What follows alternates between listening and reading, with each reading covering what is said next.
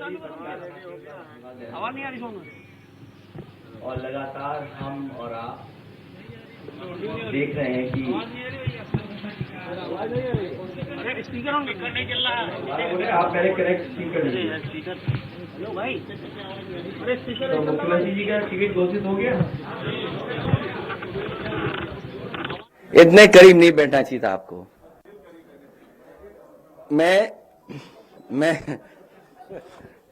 मैं सभी पत्रकार साथियों का धन्यवाद देना चाहता हूं और लगातार हम और आप देख रहे हैं कि तो दोबारा बोले आवाज नहीं आ रहा है स्पीकर पे। अरे वहाँ कहो कोई लोग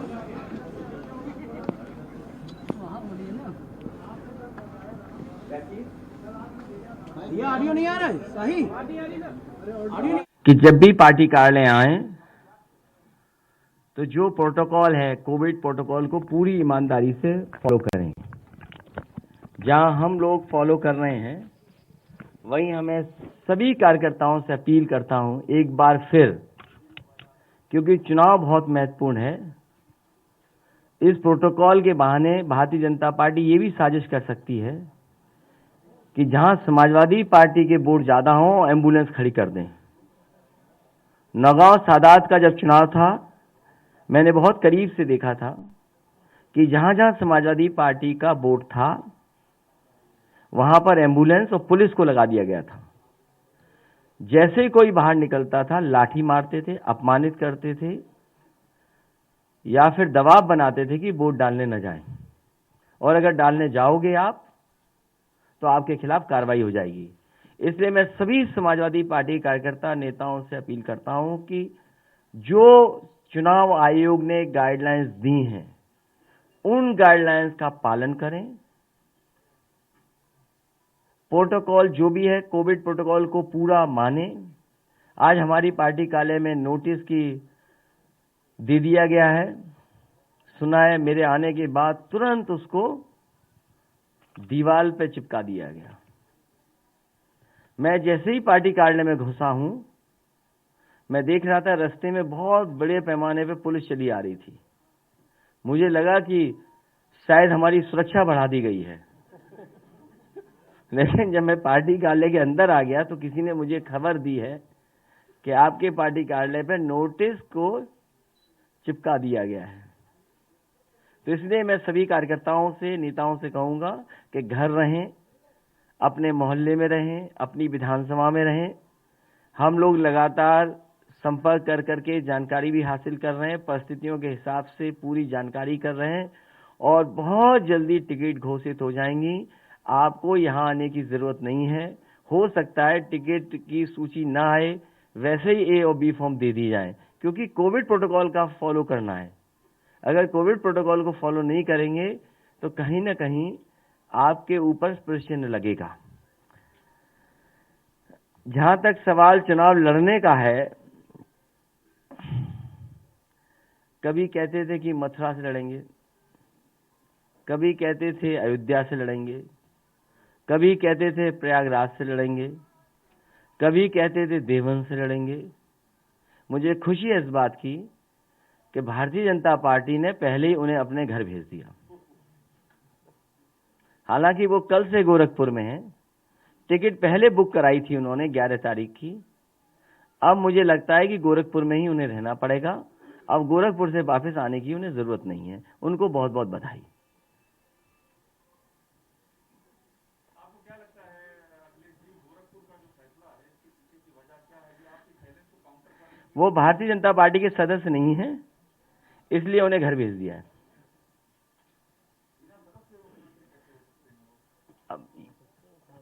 अच्छा, आप किसी पार्टी के सदस्य न हो तब भी आप मुख्यमंत्री हो सकते हैं। हाँ, किसी पार्टी के सदस्य हो तब भी आप बन सकते हैं मुख्यमंत्री। और अभी तो जनता को भेजना था, जनता के भेजने से पहले ही भेज दिया इन्हें वापस। मैं आपसे पूछना चाहता हूं कि अभी जो 105 बीजेपी ने अपने उम्मीदवारों की नाम जारी की है उसमें 21 ऐसे हैं जिनके टिकट कटे हैं सिटिंग विधायकों को, उनमें से कितने आपके पास आ रहे हैं? मैं भारतीय जनता पार्टी से कहूंगा कि अब किसी भी भारतीय जनता पार्टी के विधायक को मैं नहीं लूंगा। अब आप जितनों के आप टिकट काटना चाहें काट सकते हैं। मंत्रियों को भी नहीं लेंगे, वो जिसकी टिकट काटना चाहें काटें। अब समाजवादी पार्टी में उनको नहीं लिया जाएगा।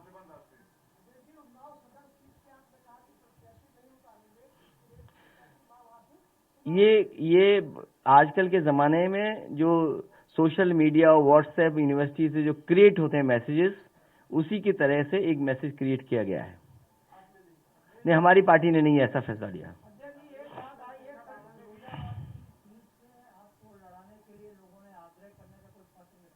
मुझे अभी पत्र नहीं मिला है। फिरोजाबाद हमारा घर है।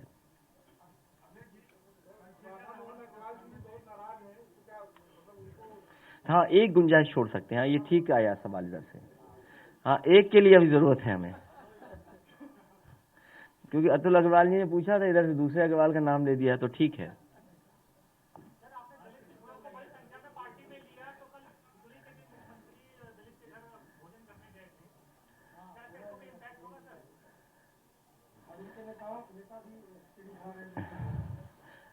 मैंने आपसे कहा कि समाजवादी पार्टी के गठबंधन के साथ 80% जनता है और 20% बीजेपी के खिलाफ लोग हैं, तो 100 हैं पूरे हमारे साथ।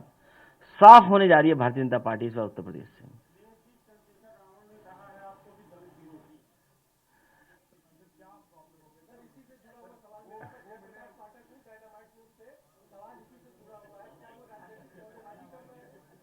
नहीं, ये पूछना है, ये दिल्ली से आए हैं, इनसे इनको पूछना है, ये सब पता है इनको, इसलिए पूछो सवाल।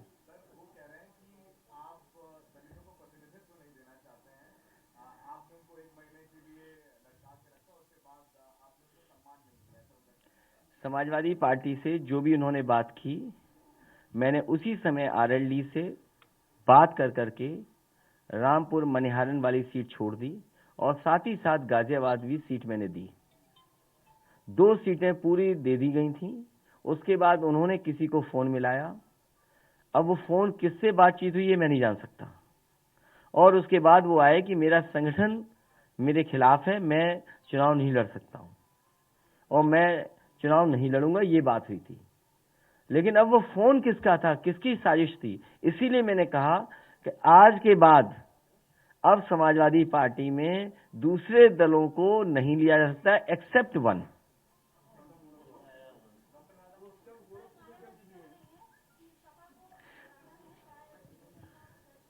ये उनका पुराना है, लेकिन जन्मदिन के दिन ऐसा नहीं सवाल पूछना चाहिए। मैं उनके जन्मदिन पे बहुत बहुत बधाई देना चाहता हूँ, बहुत बहुत शुभकामनाएं देना चाहता हूँ।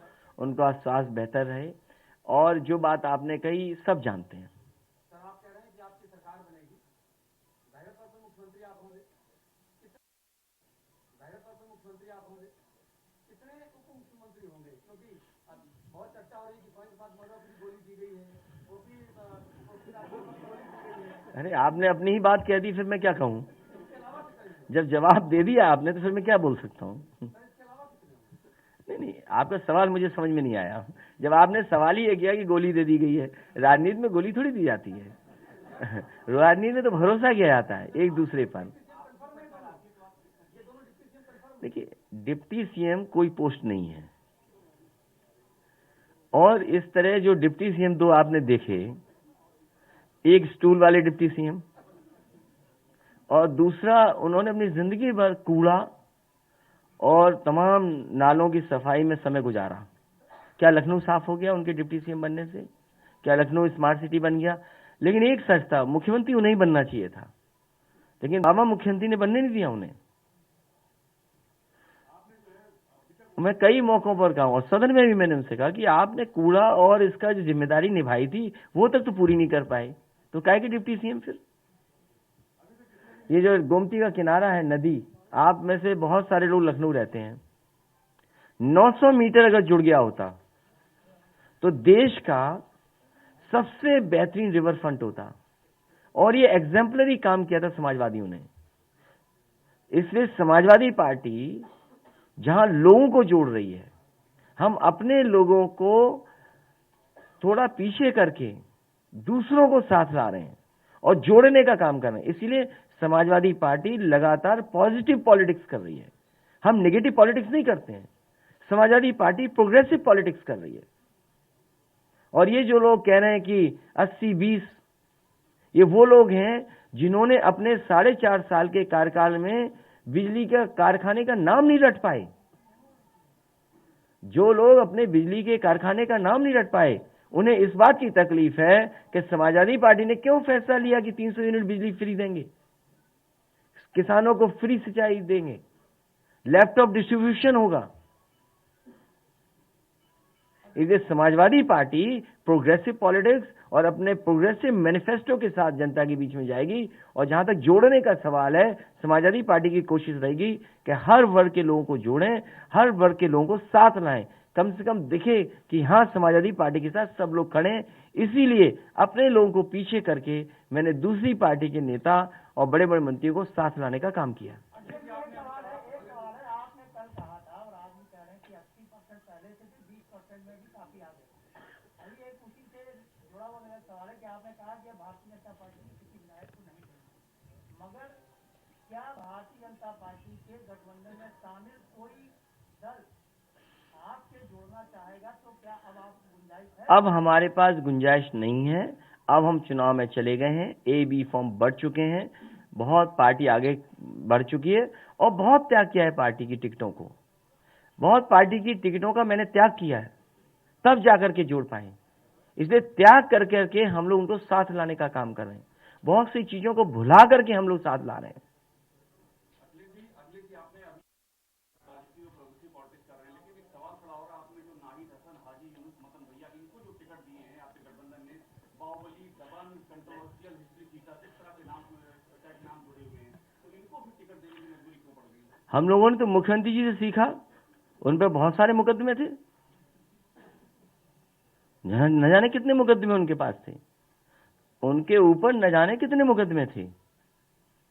हम लोगों ने जो कुछ सीखा है वो मुख्यमंत्री जी से सीखा है। पर आप तो अलग पॉलिटिक्स की बात कर रहे हैं, कि आप उनकी पॉलिटिक्स नहीं करते हैं, आप अलग पॉलिटिक्स करते हैं। तो इसीलिए हम कह रहे हैं कि प्रोग्रेसिव पॉलिटिक्स कर रहे हैं, लोगों को जोड़ने का काम कर रहे हैं।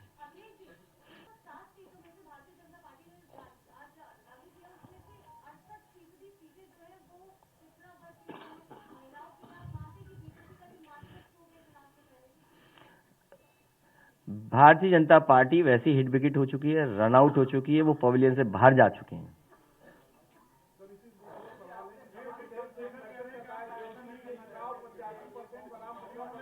अरे 4 सवाल इकट्ठे आ रहे हैं।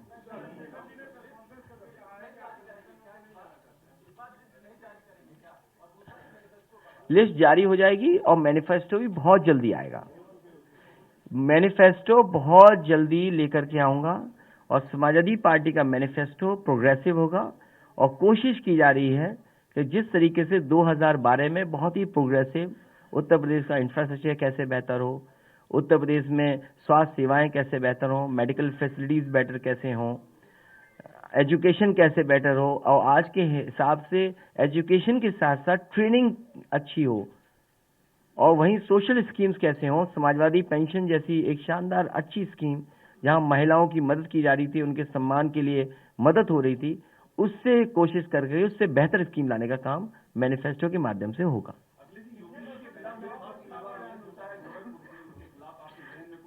गोरखपुर में इस बार समाजवादी पार्टी सभी सीटें जीतने जा रही है। जो मुख्यमंत्री वहां मेट्रो न चला पाए हो, पहली घोषणा आप याद करो, आप में से अगर मैं गलत हूं तो मुझे ठीक करना।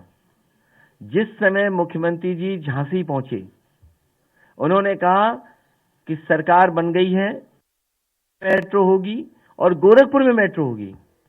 तो जो मुख्यमंत्री अपने घर में मेट्रो न चला पाए हों, जो मुख्यमंत्री अपने यहां सीवर लाइन न बिछा पाए हों, तो नाव से चलना पड़ा, सोचो गोरखपुर में। और जिस मुख्यमंत्री ने बिजली महंगी कर दी, बेरोजगार न जाने कितनी बार लाठी खाए गोरखपुर में, इस बार गोरखपुर की जनता इनको सबक सिखाएगी।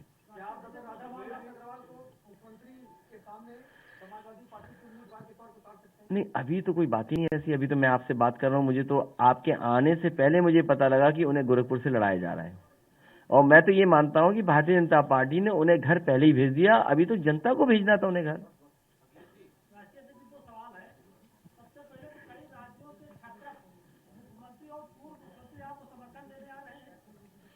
मैं भाजपा के लोग कह रहे 300 यूनिट बिजली नहीं दे पाएंगे। ये भारतीय जनता पार्टी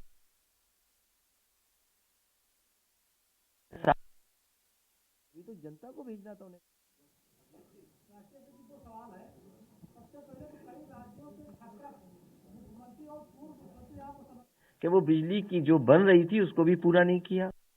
जितने बिजली के कारखाने समाजवादी सरकार में बन रहे थे वो अभी भी नहीं पूरे हुए, समाजवादी सरकार में पूरे होंगे और 300 यूनिट फ्री बिजली देने का काम भी समाजवादी सरकार में होगा। और बहुत सोच समझ के फैसला लिया, कोई ऐसा ही फैसला नहीं लिया। और फैसला उस दिन लिया जब नया साल था, पहली तारीख थी, 22 में चुनाव होना है, 22 में ही सरकार बननी है। समाजवादी पार्टी और हम लोगों ने पूरा होमवर्क करके, जानकारी हासिल करके ही फैसला लिया है कि उत्तर प्रदेश में बिजली दी जा सकती है, बिजली पर्याप्त है।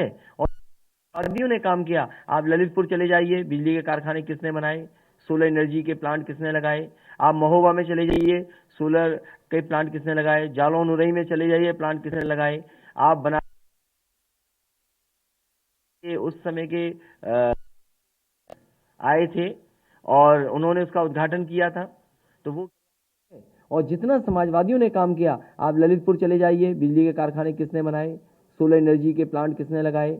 आप महोबा में चले जाइए, सोलर के प्लांट किसने लगाए। जालौन उरई में चले जाइए, प्लांट किसने लगाए। आप बनारस मिर्जापुर में पता करिए, जहाँ पर फ्रांस के उस समय के प्रेसिडेंट आए थे और उन्होंने उसका उद्घाटन किया था, तो वो किसने लगाया। और कई 500 हेक्टेयर जमीन उरई जालौन में दी थी केंद्र सरकार को कि यहाँ पर बड़ा मेगा सोलर प्लांट लगा दो, लेकिन अभी तक केंद्र सरकार ने सहयोग नहीं किया। पता नहीं यूपी के साथ भेदभाव क्यों किया केंद्र सरकार ने। और मुझे याद है कलाम साहब जब आए थे, राष्ट्रपति जी, उन्होंने 9 पॉइंट प्रोग्राम पर मुझे प्रेजेंटेशन किया था। उसमें 8 पॉइंट हम पहले से ही कर रहे थे, उत्तर प्रदेश में लागू कर चुके थे, जगह जगह उसकी योजनाएं चल रही थी। और जो उन्होंने कहा कि मिनी ग्रिड से एक गांव को सोलर से पूरा बिजली दीजिए, मैंने उनसे उसी समय निवेदन किया कि मैं बहुत जल्दी इसको लागू कर दूंगा। मैंने लागू किया, 3-4 महीने के अंदर मैंने वो गांव में बिजली फ्री दी। और उसका परिणाम ये हुआ कि उस समय के रहे राष्ट्रपति कलाम साहब खुद आए थे और उसका उद्घाटन किया था। आज भी उस गांव में पूरी फ्री बिजली है। वो चक्की चलाएं, चाहे सोलर लाइट घरों में बिजली जलाएं, चक्की चलाएं, अपना सिंचाई का काम करें, सब कुछ फ्री है। तो अगर एक गांव हो सकता है, उस समय और गांव भी मैंने दिए थे, कतनिया घाट के आसपास गांव दिए थे। अगर आपको याद हो, लोहिया गांव, लोहिया घर जो दिए थे उस समय, उसमें सभी में सोलर था। सोलर से एनर्जी से बिजली मिल रही थी, पंखे चल रहे थे। तो अगर वो काम क्यों नहीं हो सकता। वो काम पुनः समाजवादी सरकार में बढ़ेगा, जिसमें गरीबों को कोई बिजली नहीं बिल ना देना पड़े।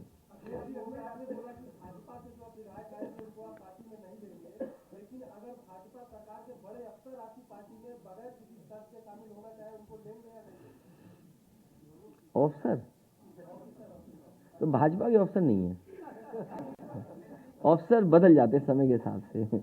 तो जो उस पर विचार करेंगे, जो टिकट नहीं मांगेंगे और ऑफिसर होंगे उन पर विचार करेंगे। किसने? जी,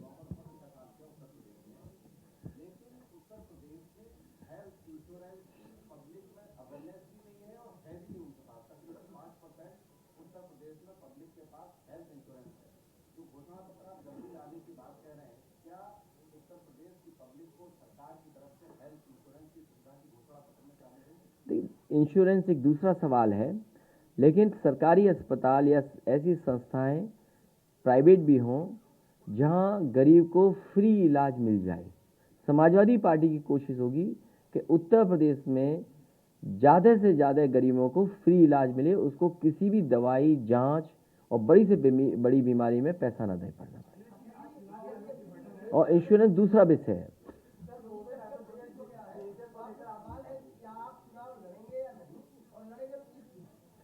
अभी नहीं बताएंगे, पार्टी तय करेगी, उसी हिसाब से फैसला लेंगे।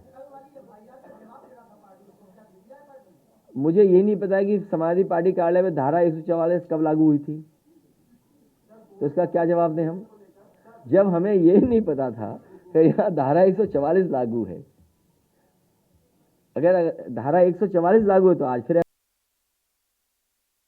एफआईआर हो जाएगी।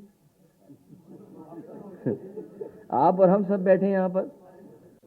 तो जब समाजवादी पार्टी को और हमारी जानकारी में नहीं था कि पार्टी कार्यालय के अंदर, हमें तो ये जानकारी थी वर्चुअल रैली। अच्छा, वर्चुअल रैली की डेफिनेशन हमें नहीं पता थी, तो हमें ये लगा कि कुछ लोग सामने रहेंगे और वर्चुअली सबको भेजा जाएगी, कैमरे से सबको दिखाएंगे। तो जो लोग आ गए वो आ गए, हमने तो किसी को नहीं बुलाया, क्योंकि लीडर्स के सामने जब तक माइक ना हो और कुछ लोग ना हो तो बात निकलती नहीं है। तो इसलिए वो वर्चुअल रैली थी। वो लोग जो आ गए, आने वाले समय में हम कोशिश करेंगे